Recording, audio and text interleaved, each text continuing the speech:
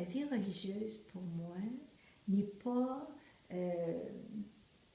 clôturée, puis j'utilise la clôture monastique, là, elle n'est plus clôturée à l'intérieur de ses murs. Ou bien elle ouvre ses portes pour accueillir, ou bien elle va vers. Parce que nous n'avons plus d'œuvres comme on avait autrefois, mais il faut collaborer, partager avec d'autres organismes maintenant, et particulièrement avec les laïcs. Et ça, c'est une conversion à faire, à se dire que les laïcs, là, ils ont une vie spirituelle où ils peuvent vraiment nous ressourcer. Et j'en vis, moi, là, actuellement. Les personnes que j'accompagne, ce sont eux qui me ressourcent. Parce qu'ils ont un idéal et une foi euh, qui, me, qui me surprend, qui m'étonne toujours. Et je me dis, oh là là, on a beaucoup à apprendre des personnes qui sont en recherche de sens et de Dieu.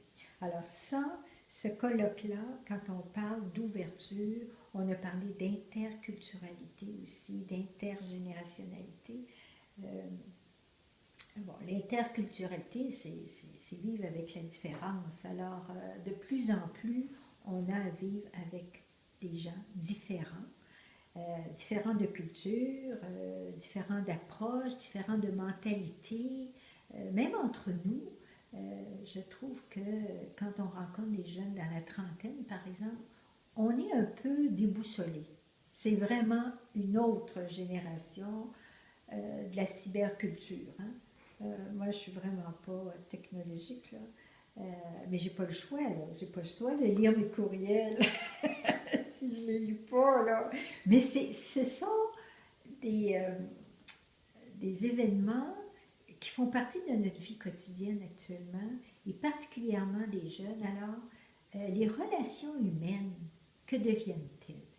Et pour moi, euh, bien sûr que je n'élimine pas là, les téléphones intelligents, là, etc. Mais euh, ça ne vient pas combler le cœur humain. Et je parlais justement avec une laïque, elle dit aujourd'hui les jeunes, au niveau de leur fréquentation, c'est très rapide. Hein.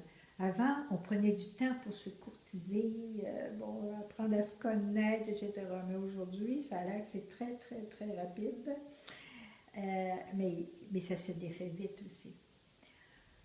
Alors, c'est tout ça qui fait que approcher des personnes avec une autre culture, une autre différence, ça déstabilise.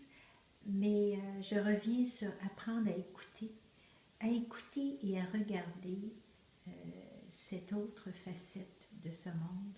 En tout cas, moi, dans mon ministère actuellement, euh, je suis obligée de me convertir. C'est une conversion. En me disant, oh là là, tu n'as pas toute la vérité, hein? Non, non, non, loin de là.